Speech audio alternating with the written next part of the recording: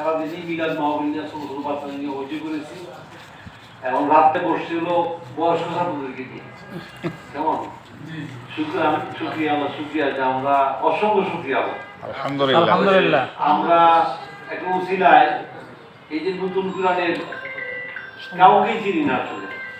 আমি মাদুপুরকে আর শহীদুল্লাহকে আর এখানে হেলালি ভেগে বকিয়ে দেখেছি, আর বাকিদের চেহারা সব অনেকেই দেখছি, কিন্তু এখানকার ছাত্র এটা বোঝার সুযোগ ছিল না। আর আমাকে তো দিচ্ছি না, আপনার জগতে গেছিলাম না, দিচ্ছি না। শুক্রিয়া আল্লাহ, শুক্রিয়া। আল্লাহ বোধ এইভাবেই তার রহমত এবং বরকত দিয়ে থাকেন। যেমন হতে পারে এখান থেকে বড় কিছু আমরা পেয়ে যাবো ইনশাআল্লাহ। আমরা আজকে সপ্তম মিটিং করছি, ফরমাল ইনফরমাল মিটিং অনেকটাই করেছি, ফরমাল সপ্তম মিটিং করছি।